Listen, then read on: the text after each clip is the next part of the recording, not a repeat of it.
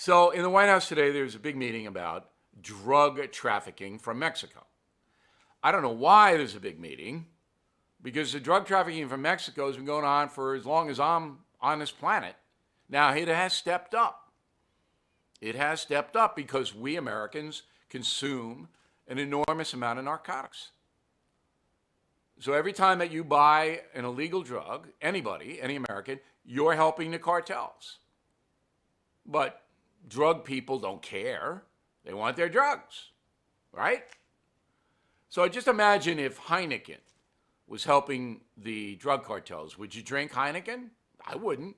I don't drink anyway, but any entity helping the Mexican cartels, I'm not going to help them. But again, drugs are drugs, right? So President Trump wants to declare the Mexican cartels, the drug traffickers, and the people smugglers a terrorist organization. I think it's a good idea because once you do that, then you can do a whole bunch of new stuff. CIA gets involved, National Security Agency, wiretaps all over the place, drone surveillance. You can do it now, but I don't know whether you know this or not, but drug enforcement agents that work with the Mexicans can't carry firearms in Mexico. Kiki Camarena, the DEA agent 20 years ago, was killed down there. And it was a Netflix, and it was good. Narcos Netflix on Camarena. But if the United States declares a terror organization, so we can send a drone right in and blow somebody up in Guadalajara. Boom. Just like Al-Qaeda, ISIS, and the Taliban. I think it's a pretty good idea. So you got a truck and you know it's full of heroin. Boom. Bang. Yeah, Mexicans aren't going to like it, but what are you going to do? Well, we've been nice to the Mexicans. So the State Department has said that if you go to Mexico, you could be in danger. And Mexico is very reliant on U.S. tourism. So in 2017, we don't have the stats for 18 yet, 66 Americans were kidnapped in Mexico. FBI investigated those cases. 66. Homicides, 2017, 26,000. That's what the Mexicans tell you. I say it's probably about 50, 60,000.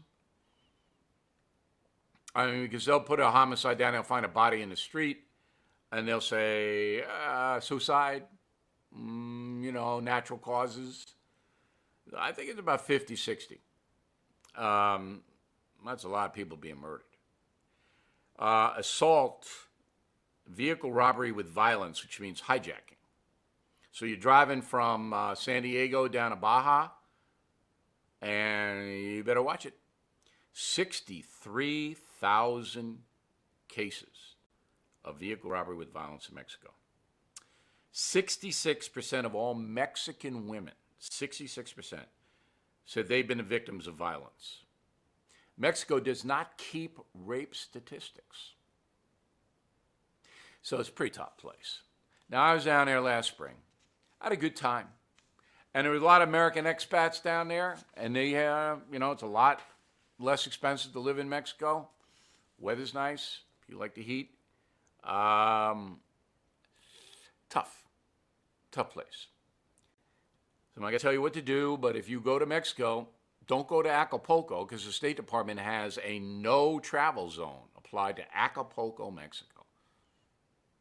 Cancun, it's a level 2, so it's in Cabo San Lucas, which means it's caution because of criminal activity. Now, when I was in Cabo San Lucas, there's army everywhere, like an occupied city. Now in Mexico, the threat to Americans and to tourists in general is alcohol tainted with methanol. So you're in a bar, you're boozing it up, you get margaritas, whatever. Bartender goes, puts a little methanol, you black out. Okay? Telling you. So it'll be interesting to see if President Trump takes aggressive action. Now remember, Mexico City is not going to like this. Not going to like it at all.